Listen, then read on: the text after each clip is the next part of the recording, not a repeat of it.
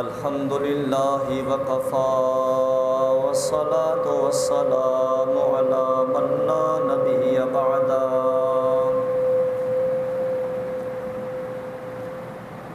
ان الحمد للہ نحمده ونستعینه ونستغفره ونؤمن باللہ ونتوکل علیہ ونعوذ باللہ من شرور انفسنا ومن سیئات اعمالنا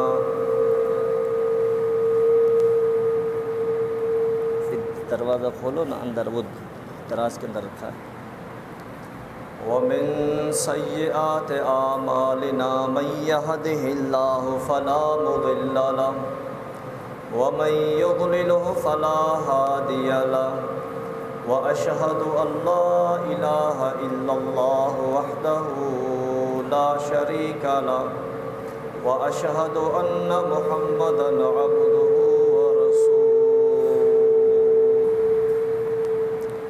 أما بعد فإن خير الحديث كتاب الله وخير الهدي هدي محمد صلى الله عليه وسلم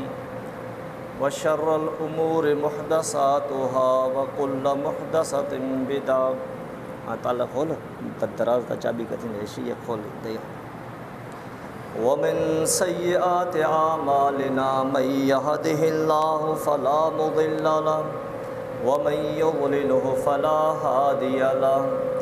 وأشهد أن لا إله إلا الله وحده لا شريك له وأشهد أن محمدًا عبده ورسوله أما بعد فإن خير الحديث كتاب الله وخير الهدي هدي محمد صلى الله عليه وسلم وشر الأمور محدثاتها وكل محدثة بدعة وكل بدعة ضلالة وكل ضلالة في النار اللهم صل على محمد وعلى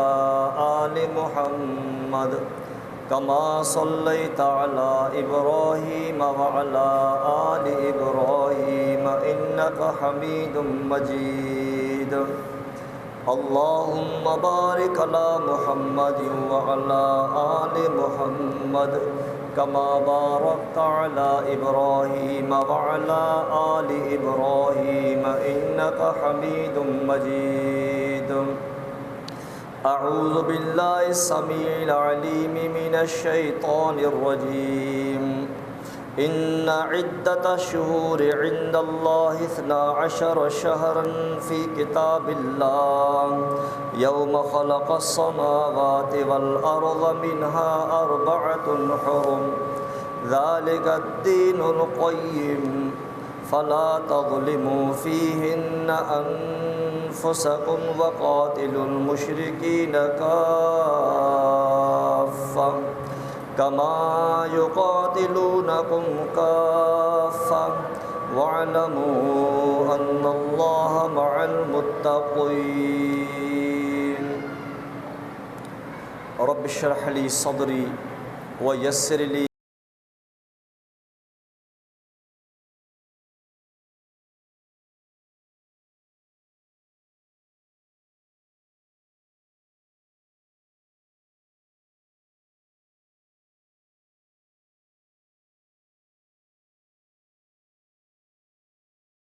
مالک اور خالق اور رازق ہے۔ محرم کا مہینہ اسلامی مہینوں میں سب سے اول مہینہ ہے، اور محرم مہینے کی اللہ تبارک و تعالیٰ نے بڑی فضیلت رکھی ہے۔ ہر مہینے کی اپنی اپنی کوئی نہ کوئی خصوصیت اللہ تبارک و تعالیٰ نے رکھا ہے۔ اسی طرح محرم مہینے کے اندر بھی اللہ نے بڑی خصوصیت یہ رکھی ہے، اور ان کی بھی اللہ تعالیٰ نے خاصیت رکھی ہے۔ اللہ تبارک و تعالیٰ نے فرمایا ان عدت الشہور عند اللہ 12 شہرا فی کتاب اللہ فرمایا کہ بے شک اللہ تبارک و تعالیٰ نے جس روز آسمان اور زمین کو بنایا اسی دن سے اللہ تبارک و تعالیٰ نے 4 مہینوں کی حرمت کو بھی رکھا ہے۔ جب آسمان اور زمین کو اللہ نے پیدا کیا اور ان 4 مہینوں کے بھی اللہ تبارک و تعالیٰ نے حرمتیں رکھی ہیں،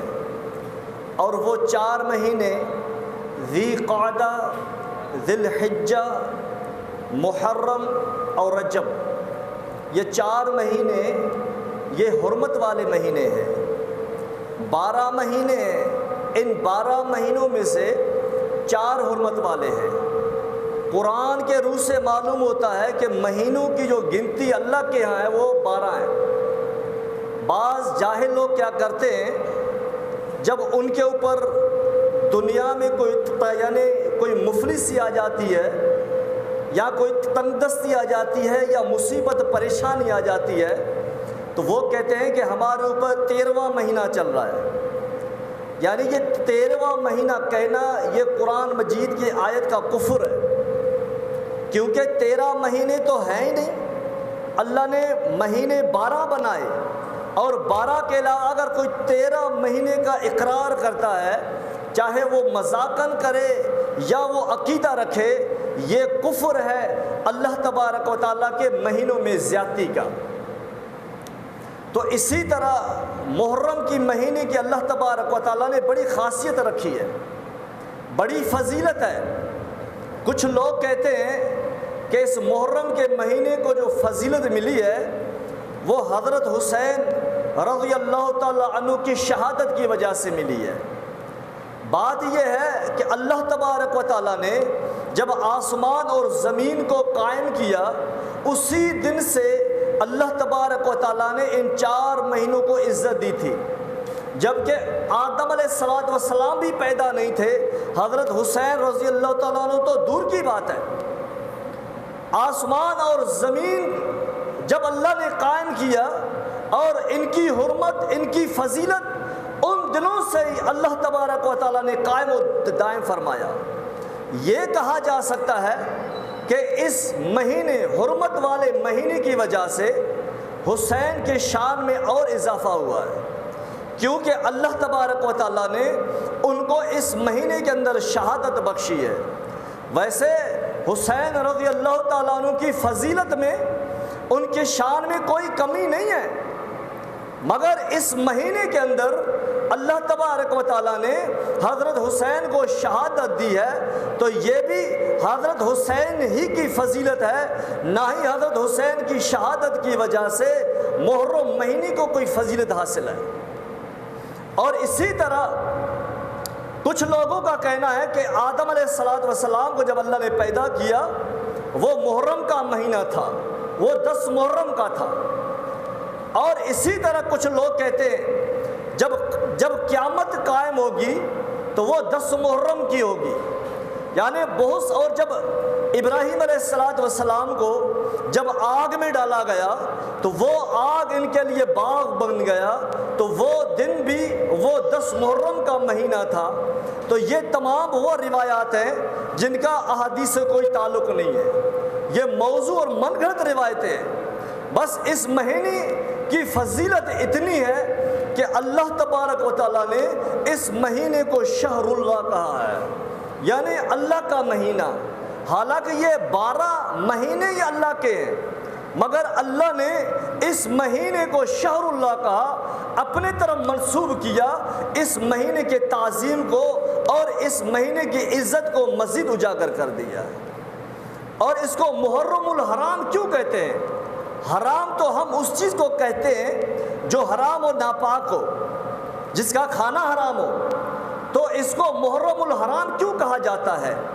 اس کی وجہ یہ ہے کہ محرم الحرام، یہاں جو حرمت والے مہینوں کے لیے یہ جو حرام کا لفظ استعمال ہوا ہے یا محرم کے لیے حرام کا معنی استعمال ہوا ہے، یہاں پر اس کی تعظیم مراد ہے، یہاں پر اس کی معنی تعظیم اور تکریم، یعنی ان 4 مہینے کو اللہ تبارک و تعالیٰ نے تعظیم اور تکریم بخشی ہے، عزت بخشی ہے۔ اور یہ عزت اس دن اللہ نے بخشی تھی جس دن اللہ تبارک و تعالیٰ نے آسمان اور زمینوں کو پیدا کیا تھا۔ اور اس مہینے کی تعظیم مسلمان تو دور کی بات ہے، اور اس کو کفار بھی اس مہینے کی تعزیت کیا کرتے تھے، تعظیم کر لیا کرتے تھے۔ یعنی یوں سمجھے آدم علیہ السلام کے پیدائش سے لے کر جب تک قیامت برقرار رہے، جب تک قیامت نہیں آئے گی، ان کی عظمت اور ان کی تعظیم ہمیشہ برقرار رہے گا۔ اور اس کی تعظیم ابراہیم علیہ السلام کے دور کے اندر بھی بہت عروج کے ساتھ تھا، کیونکہ اس کی مشرکین مکہ اور مکہ کے ارد گرد میں جتنے بھی کفار کے بڑے بڑے گاؤں، بڑے بڑے شہر تھے، تو وہ یہ تمام تر یہ کفار بھی اس مہینے کی تعظیم کر لیا کرتے تھے،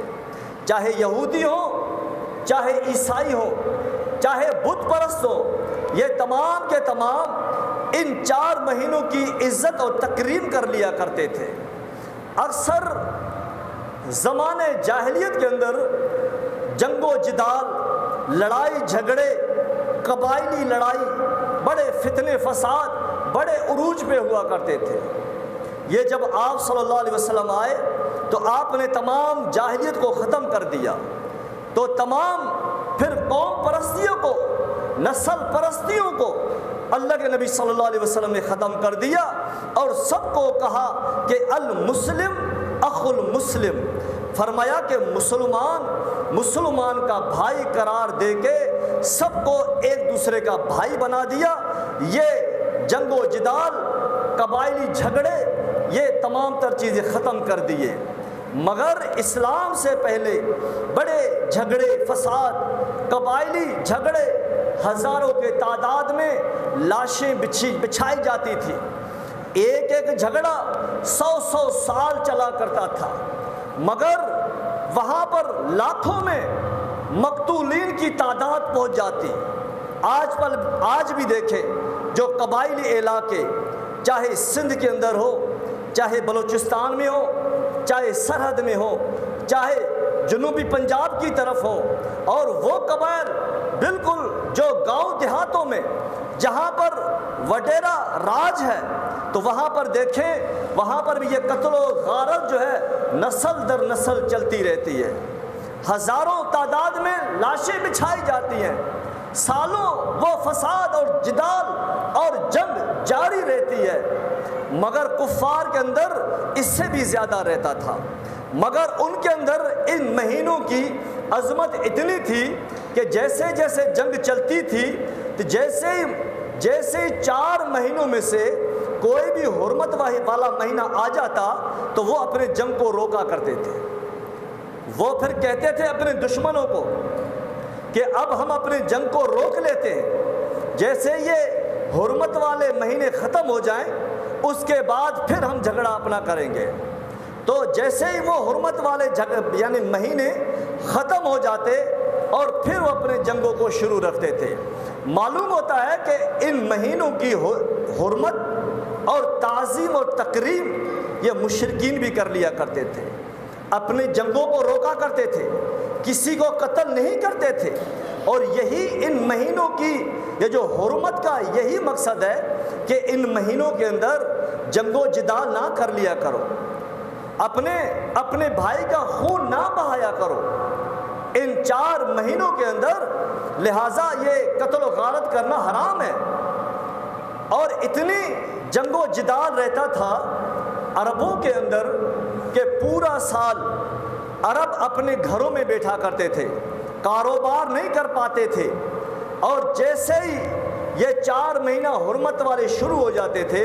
ان 4 مہینوں کے اندر وہ اپنا کاروبار کر لیا کرتے تھے۔ 4 مہینہ کاروبار کرتے، 8 مہینے بیٹھ کر کھاتے، کیونکہ ان 8 مہینوں کے اندر، حرمت والے مہینوں کے اندر، وہ اگر جنگ کے سفر میں جاتے نہ ان کا مال محفوظ رہتا تھا، نہ ان کا جان محفوظ رہتا تھا، اور لوگ قتل و غارت پر کھڑے ہوتے تھے، ان کا مال لوٹ لیا جاتا تھا، اور ان کی جانیں جانیں ختم کر دیے جاتے تھے، ان کو قتل کر لیا جاتا تھا۔ یہ 4 مہینے ایسے ہوتے تھے، یہ ڈاکو، عرب کے ڈاکو، یہ قاتل، یہ ظالم اور یہ دشمن داری والی قومیں یہ ساکت ہو جاتی، اپنے اسلحہ اپنے گھروں میں رکھ لیا کرتے تھے، جنگوں کو ختم کر لیا کرتے تھے۔ پھر ان 4 مہینوں کے اندر پھر وہ سفر کر لیا کرتے تھے، اپنے کاروبار کر کے 4 مہینے اپنے مال کو اکٹھا کر کے رکھ لیتے، پھر یہ 8 مہینے بیٹھ کے کھاتے۔ یعنی اتنا جنگ و جدال، قتل و غارت ہوتا تھا، اور ان 4 مہینوں میں یہ کافر ان کی اتنی حرمت یعنی اتنی تعظیم کرتے کہ ایک بندے کو بھی قتل نہیں کرتے۔ ادھر وہ 1 مہینے کے اندر ہزاروں کی تعداد میں لاشیں بچاتے تھے، حرمت والے مہینے میں ایک آدمی کا بھی خون نہیں بہاتے تھے، اتنی ان کے اندر حرمت تھی، ان مہینوں کی اتنی عظمت تھی جو آج تک اسلام نے پھر اس کو برقرار رکھا۔ آج تک ان مہینوں کی حرمت اسلام نے برقرار رکھا ہے۔ اور اس کے علاوہ عرب کے اندر، قبائل کے اندر ایک اور چیز تھی جو اللہ نے اسی آیت کے آخر میں فرمایا کہ بے شک مہینوں میں آگے پیچھے کرنا یہ زیادتی ہے کفر کے اندر۔ جو ترتیب اللہ نے مہینوں کی رکھی ہے اس ترتیب کو اپنے جگہ پر برقرار رکھو، ان کو آگے پیچھے نہیں رکھا کرو۔ تو عرب کے اندر ایک خاصیت یہ تھی کہ وہ کیا کرتے، جیسے کسی قوم کے ساتھ جنگ چلتا اور جنگ کرتے کرتے جیسے رات ہوئی، جنگ کر کے رات ہوئی نا، رات جیسے سورج یعنی غروب ہوا، سورج جیسے غروب ہوا تو وہ اسلامی مہینہ جیسے شروع ہو جاتا تھا۔ اب ان کو پتا تھا اسلامی مہینہ شروع ہو گیا، اب وہ جنگ کو روکنے کے بجائے وہ کیا کرتے تھے کہ وہ کہتے تھے کہ یہ جو محرم کا مہینہ چل رہا ہے اس کو محرم کے نام سے ہٹا کر کوئی اور نام دیتے تھے، اس کو ہٹا کے محرم ہے تو اس کو شعبان کا مہینہ دیتے تھے، پھر اس شعبان کے مہینوں کو محرم کا نام دے کے پھر اسی طریقے سے وہ اپنے جنگ و جدال کو آگے بڑھایا کرتے تھے، زیادتی کرتے تھے کفر میں، مگر ان مہینوں میں یعنی جنگ و جدال کو اتنا بڑا گناہ سمجھتے تھے۔ جب وہ مہینوں کو آگے پیچھے کر لیا کرتے تھے پھر اللہ نے فرمایا کہ اے نبی آپ ان سے کہہ دیں کہ مہینوں کی گنتی اللہ نے 12 رکھی ہے، پھر ان کی جو تعداد اور جو ترتیب اللہ نے رکھی ہے وہ اس میں آگے پیچھے کرنا یہ کفر میں زیادتی ہے، یہ کفر میں اور اضافہ ہے۔ کسی کو کوئی حق نہیں پہنچتا کہ کوئی آدمی ان مہینوں کو آگے پیچھے کر لیا کرے۔ اللہ نے اسی آیت میں فرمایا کہ اللہ تمہارے اوپر حرام کر دیتا ہے کہ تم ایک دوسرے کی جانوں کو بچھاؤ، یعنی ایک دوسرے کے خون بہاؤ یا ایک دوسرے کو قتل کرو۔ ان مہینوں کے اندر قتل و غارت کرنا، مارنا یہ اسلام نے حرام قرار دیا ہے۔ تو پھر آپ دیکھیں بڑی افسوس کے ساتھ بات کرتا ہے، یعنی افسوس کی بات ہے جو کفار کے ساتھ جنگ اللہ نے ان مہینوں میں حرام کیا ہے۔ ہمارے اس محرم کے اندر کچھ لوگ ہیں وہ اپنا خون بہاتے ہیں زنجیروں سے، اور اسی طرح زنجیروں سے، چھریوں سے، تلواروں سے وہ اپنا خون بہاتے ہیں، جبکہ اللہ نے فرمایا کہ ایک دوسرے کا خون نہ بہایا کرو۔ اس مہینے میں خون بہانا اللہ نے حرام قرار دیا ہے، تو ان لوگوں نے کیا کیا، اپنا خون بہانا شروع کر دیا ہے۔ تو معلوم ہوتا ہے کہ اس مہینے کی عظمت کو پاش کرنے والی ہماری یہ امت ہے۔ امت کے اندر یہ فرقہ جو اہل تشیع جو اپنے آپ کو علی رضی اللہ تعالیٰ عنہ کو شیعہ علی کہتے ہیں کہ ہم علی کے شیعہ ہیں، اور جیسے ہی محرم کا چاند نظر آ جاتا ہے ان کی چرپائیاں الٹ جاتی ہیں، وہ چارپائیوں پر بیٹھنے کو بھی گوارا نہیں سمجھتے، اور پھر ان کے جوتے ان کے پاؤں سے نکال دیے جاتے ہیں، وہ جوتے تک نہیں پہنتے، اور پھر وہ کالا لباس پہن دیتے ہیں اور وہ دودھ نہیں پیتے، یعنی جو چیز اللہ نے حلال کیا ان کو یہ اپنے اوپر حرام کر دیتے ہیں، جو ان کے اوپر حرام ہے وہ ان کو اپنے اوپر حلال کر دیتے ہیں۔ دودھ حرام ہے اور پھر آپ ان کے میخانوں میں، ان کی مجالس میں جائیں تو طرح طرح کا نشہ آپ کو ان کے اوپر ملے گا، بھنگ یہاں ملے گا، چرس آپ کو یہاں ملے گا، آفیوم آپ کو یہاں ملے گا، ہر نشہ آپ کو یہاں ملے گا۔ جو چیز اللہ نے حرام قرار دیا اور یہ ان کو اپنے اوپر حلال کر دیتے ہیں۔ جو اللہ نے یہ دودھ اللہ نے 12 مہینے آپ کے اوپر حلال کیا ہے، آپ ان کو اپنے اوپر حرام کر دیتے ہو، تو یہ اختیار آپ کو کس نے دیا ہے؟ جبکہ اہل بیت کا بھی یہی قول ہے کہ ہمارا کوئی حق نہیں پہنچتا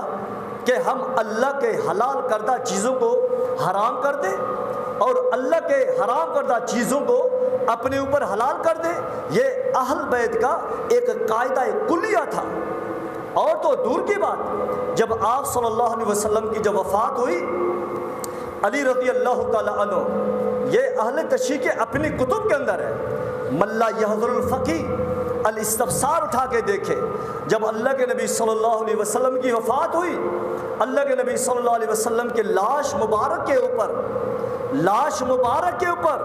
حضرت علی رضی اللہ تعالیٰ عنہ کھڑے، آنکھوں سے برس رہی ہیں، زبان سے کوئی شور شرابہ نہیں، زبان سے کوئی آواز نہیں، آنکھوں سے آنسو ٹپک رہے ہیں، اور اللہ کے نبی صلی اللہ علیہ وسلم کے سامنے لاکھوں کا مجموعہ ہے، وہاں حضرت علی رضی اللہ تعالیٰ عنہ کھڑے ہو کے کہتے ہیں، اے اللہ کے نبی صلی اللہ علیہ وسلم، اللہ کی قسم، مجھے اس ذات کی قسم جس کے قبضے اور قدرت میں ہماری جان ہے، جس نے آپ کو سچا رسول بنا کر بھیجا ہے، اگر آپ ہمیں مرنے سے پہلے ہمیں وصیت نہیں کر کے جاتے، ہمیں رونے سے، پیٹنے سے، گریبان پھاڑنے سے، اپنے اوپر مٹی ڈالنے سے منع نہ کرتے، اللہ کی قسم کھا کے کہتا ہوں کہ اللہ کے نبی آج پوری دنیا دیکھتا کہ میں اپنے گریبان کو چاک کر لیتا، اپنے سینے کو مارتا،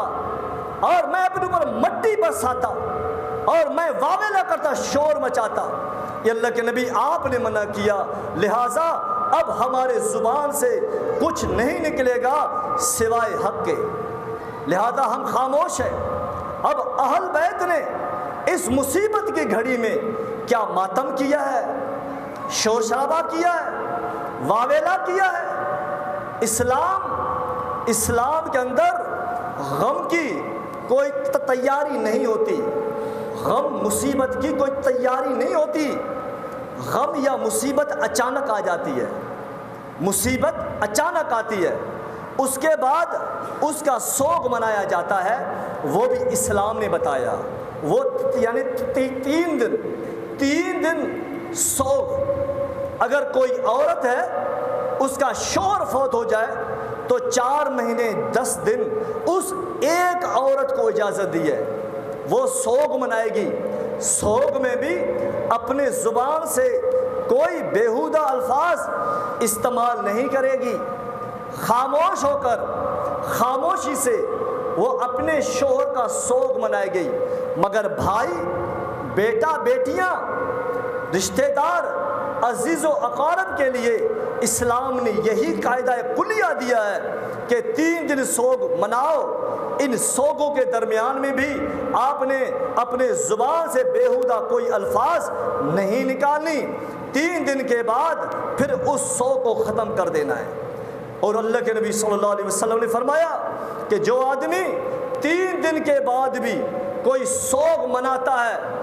واویلا کرتا ہے، سوگ مناتا ہے 3 دن کے بعد بھی، وہ ہم میں سے نہیں ہے۔ من لا یحضر الفقی الاستفسار، اہل تشیع کی کتابوں میں الاحتجاج الطبرسی، یہ اٹھا کے دیکھو، ان کے اندر ہے کہ کہتے ہیں کہ اگر کوئی جو آدمی اپنے گریبان کو چاک کرے، نوحہ زاری کرے اور اپنے آپ کو مارے گریبان چاکے، وہ محمد مصطفیٰ صلی اللہ علیہ وسلم کی امت میں سے نہیں ہے۔ جس مذہب کے اندر نوحہ زاری منع کیا گیا ہو، آج اتنے شور و غل کے ساتھ اور کتنے شور و غل شان و شوکت کے ساتھ آج نوحہ زاری کیا جاتا ہے، آج نوحہ زاری کیا جاتا ہے۔ ان کے اپنے مذہب کے اندر نوحہ زاری کرنے والی عورتوں، ان کے اوپر اللہ نے لعنت کیا ہے۔ اٹھاؤ اپنے 12 اماموں کے اقوال، حضرت علی رضی اللہ تعالیٰ عنہ، امام موسیٰ کاظم اور امام جعفر صادق، اٹھاؤ ان کے اقوال۔ انہوں نے یہی لکھا، ان کے یہ فتاویٰ کہ جو آدمی شور مچائے، اپنے آپ کو مارے مصیبت کے وقت، ماتم کرے، اپنے گریبان کو چاکے اور نوحہ زاری کرے، اللہ کی ان کے اوپر لعنت ہے تا زندگی۔ تو بتاؤ، یہاں پر اس ماتم کو نیکی سمجھا جاتا ہے، اس ماتم کو ثواب سمجھا جاتا ہے۔ آپ بتاؤ کہ اہل السنت کے شریعت کے اندر بھی اس ماتم کی نوحہ زاری کی کوئی اجازت نہیں ہے، اور اہل التشیع جو اپنے آپ کو اہل بیت کے مذہب کی طرف منسوب کرتے ہیں اور فقہ جعفری، امام جعفر کی طرف اپنے آپ کو منسوب کرتے ہیں، فقہ جعفری کی ایک ایک فقہ کی کتاب اٹھاؤ، مسائل کی کتاب اٹھاؤ اور ان کے احکام کی کتاب اٹھاؤ، ایک بھی ہمیں کوئی روایت دکھائے، ایک روایت ہمیں دکھائے آپ کے 12 معصومین میں سے ایک امام کا فتویٰ ہو کہ ماتم جائز ہے، ایک امام کا فتویٰ ہمیں دکھاؤ کہ نوحہ زاری جائز ہے اور ماتم کرنے سے اللہ نیکی دیتا ہے، ثواب دیتا ہے، اللہ گناہوں کو معاف کر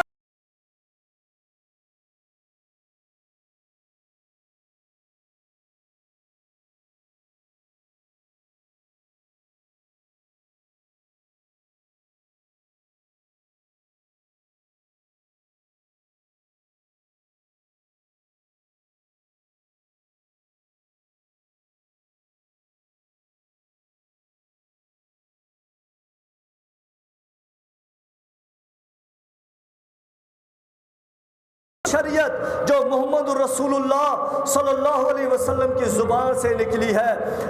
اپنے آپ کو جعفری کہنے والوں، ایک اپنے مذہب سے ان چیزوں کو ثابت کرنے کے لیے ایک روایت بتاؤ۔ اماموں نے کہا اللہ کی لعنت ہے اس عورت کے اوپر جو نوحہ زاری کرتی ہے، جو نوحہ زاری کرتی ہے۔ آپ بتاؤ، ہم تمہاری روایتیں بیان کرتے ہیں، نتیجہ تم خود نکالو۔ تمہارا امام کہتا ہے اس عورت پر، اس مرد پر اللہ کی لعنت ہے۔ بتاؤ، نوحہ پڑھنے والی اور نوحہ پڑھنے والے، ان کا انجام کیا ہے؟ آپ خود دیکھ لیں، آپ کے امام کے زبانی ان کے اوپر اللہ کی لعنت ہے۔ ہم نہیں کہتے، تمہارا امام کہتا ہے۔ کہیں پر بھی جائز نہیں ہے، کہیں پر بھی جائز نہیں کہ محرم میں یا غم میں، مصیبت میں بندہ ماتم کرے، نوحہ زاری کرے۔ میں نے آپ سے پہلے بھی یہ عرض کیا ہے، غم اور مصیبت کی سوگ کی کوئی تیاری نہیں کی جاتی۔ غم اور مصیبت اچانک آتا ہے، یہ ان کی تیاری کرتے ہیں، پہلے تیاری کرتے ہیں، 1 مہینہ تیاری ہوتا ہے، ذی الحجہ میں ان کی تیاری ہوتی ہے کہ محرم کا مہینہ آ رہا ہے۔ یہ کیسا غم ہے، یہ کیسا سوگ ہے تمہارا، جن کی پہلے سے تیاری کی جاتی ہے۔ تاریخ اسلام کے اندر آپ دیکھیں، آیا کہ آپ کے معصومین میں سے کبھی بھی اس محرم کو کسی نے بھی بنایا، اس طرح سوگ بنایا؟ امام حسین کے بعد،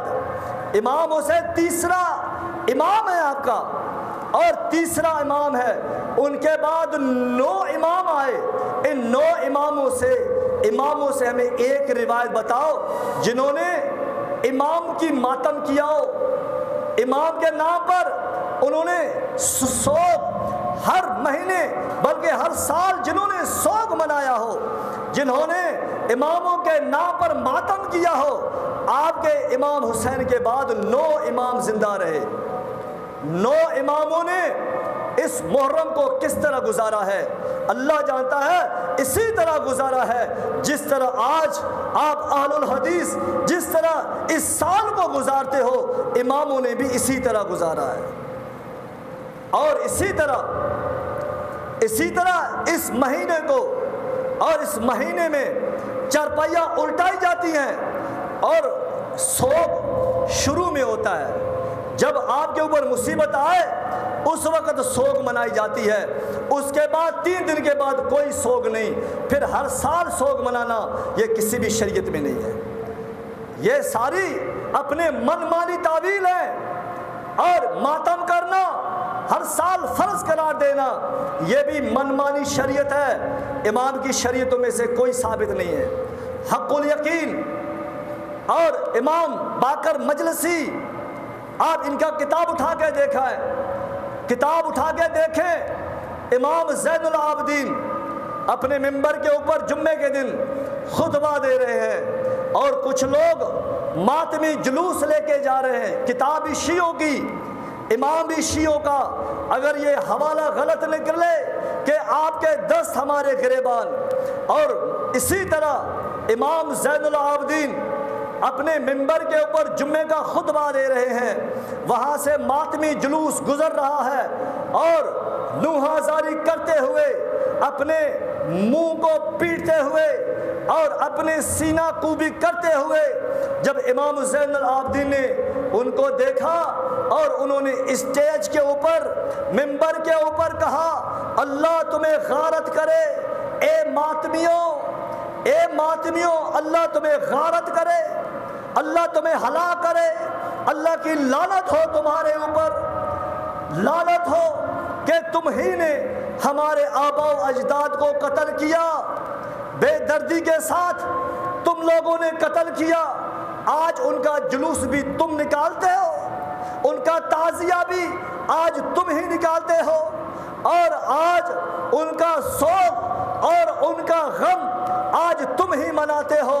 تم ایک دھوکے باز قوم ہو۔ یہ زبان ان کی اپنی امام کی ہے، اور ان کا امام ملا باقر مجلسی حق الیقین کے اندر اگر یہ روایت موجود نہ ہو، ہم قصوروار ہیں۔ جس چیز کا یہ ماتمی، یہ نوحہ والے، اللہ کی قسم ان کا یہ ذاکر اپنے اماموں کی بددعا کے مستحق ہیں، ان کے اوپر اپنے اماموں نے بددعائیں دی ہیں، بددعائیں دی ان کو اپنے اماموں نے۔ کسی بھی شریعت میں اس محرم کے اندر نوحہ زاری کرنا، ماتم منانا یا غم کرنا یہ کہیں پر بھی جائز نہیں ہے۔ آج ہمارے سنی بھائی کیا کرتے ہیں، یار غم تو منایا جائے گا نا، بھائی شریعت اٹھائے، اہل بیت کو اٹھائیں۔ اہل بیت نے صرف اور صرف جس دن یہ واقعہ ہوا اس کے بعد کبھی بھی کسی سال بھی انہوں نے کوئی سوگ نہیں منایا۔ تکلیف انسان کے دل کے اندر ہوتا ہے، دل کے اندر اس کی تکلیف ہوتی ہے، باقی سوگ منانا یہ کہیں سے بھی ثابت نہیں ہے۔ اور اسی طرح جب اللہ کے نبی صلی اللہ علیہ وسلم جب مدینہ میں آئے، جب مکہ چھوڑ کے مدینہ میں آئے، اور اس وقت جب دیکھا کہ یہودی 10 محرم کو روزہ رکھ رہے ہیں، اللہ کے نبی صلی اللہ علیہ وسلم نے پوچھا، اے یہودیوں، صحیح بخاری میں، صحیح مسلم، مسند احمد، اس کتاب کے اندر، ان کتب کے اندر روایت موجود ہے، اللہ کے نبی صلی اللہ علیہ وسلم نے پوچھا، اے یہودیوں، تم روزہ کیوں رکھتے ہو؟ 10 محرم کو روزہ کیوں رکھتے ہو؟ کیا وجہ ہے؟ انہوں نے کہا کہ ہم روزہ اس وجہ سے رکھتے ہیں، اس خوشی سے رکھتے ہیں کہ اسی روز 10 محرم کو اللہ تعالیٰ نے موسیٰ علیہ السلام اور اس کے قوم کو فرعون کے چغل سے، ان کے تکلیفوں سے، ان کی مصیبتوں سے محفوظ کر دیا تھا، آزاد کر دیا تھا۔ ہم اسی خوشی کی وجہ سے یہ 10 محرم کا روزہ رکھتے ہیں۔ تو جب یہ بات اللہ کے نبی صلی اللہ علیہ وسلم کو بتائی تو آپ صلی اللہ علیہ وسلم نے فرمایا، پھر تو ہم زیادہ مستحق ہیں اس خوشی کے، کیونکہ میں بھی نبی، موسیٰ بھی نبی کا بھائی ہوتا ہے، تو اس خوشی کے زیادہ حقدار تو ہم ہیں۔ کہا کہ صحابہ آج کے بعد ہم 10 محرم کو روزہ ہم بھی رکھیں گے، 10 محرم کو ہم بھی روزہ رکھیں گے۔ پھر آپ صلی اللہ علیہ وسلم نے 10 محرم کا بھی روزہ رکھنا شروع کر دیا۔ جس سال آپ صلی اللہ علیہ وسلم وفات پائے اس سال آپ نے روزہ رکھا، محرم کا روزہ رکھا۔ اس کے بعد آپ صلی اللہ علیہ وسلم نے فرمایا اگر اگلے سال اللہ نے مجھے زندگی دی تو میں 9 محرم کا بھی روزہ رکھوں گا، 10 محرم کا بھی رکھوں گا۔ کیوں؟ اس لیے کہ یہودیوں کی مخالفت کرنی ہے، مشابہت نہیں کرنی، یہودیوں کی مخالفت کرنی ہے۔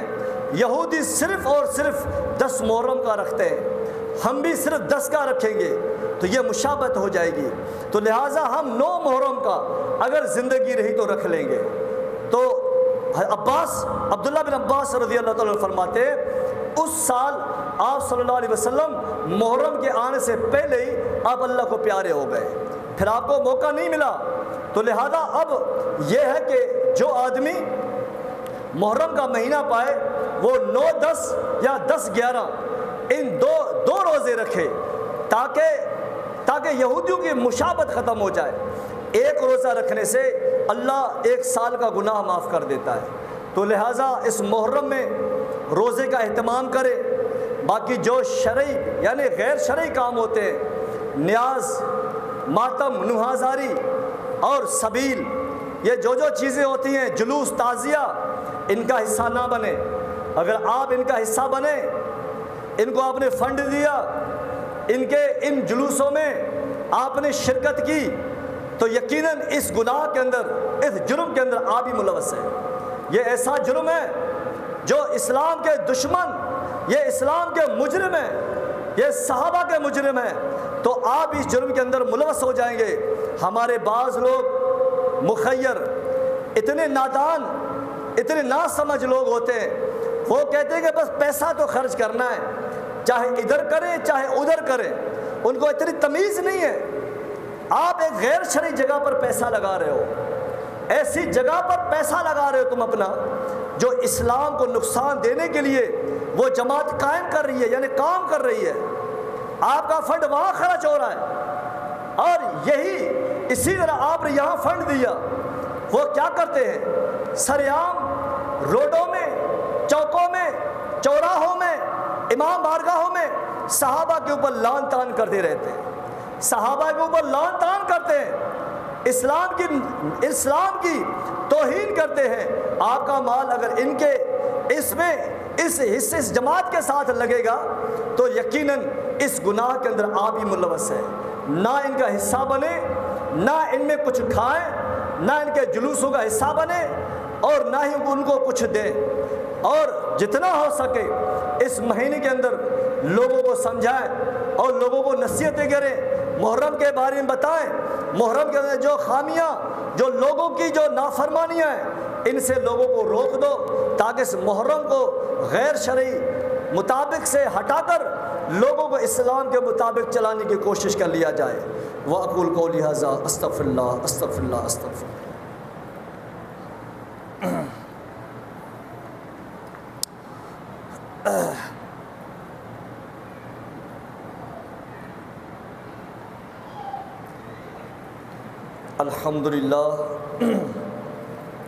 الحمدللہ وکفا والصلاة والسلام علی من لا نبی بعدا۔ ان الحمد للہ نحمده ونستعینه ونستغفر ونؤمن باللہ ونتوکل علیہ ونعوذ باللہ من شرور انفسنا ومن سیئات اعمالنا، من یہدہ اللہ فلا مضل له ومن يضلله فلا هادي له، وأشهد أن لا إله إلا الله وحده لا شريك له، وأشهد أن محمدا عبده ورسوله۔ اللهم صل على محمد وعلى آل محمد كما صليت على إبراهيم وعلى آل إبراهيم إنك حميد مجيد۔ اللہم بارک علی محمد وعلی آل محمد کما بارکت علی ابراہیم وعلی آل ابراہیم انک حمید مجید۔ وَأَقُولُ قَوْلِي هَذَا أَسْتَغْفِرُ اللَّهَ أَسْتَغْفِرُ اللَّهَ أَسْتَغْفِرُ اللَّهَ۔ قدم سے قدم ملائیں، ٹخنوں سے ٹخنا ملائیں، ایڑیوں سے ایڑیاں ملائیں، مل کے کھڑے ہو جائیں، فاصلہ کم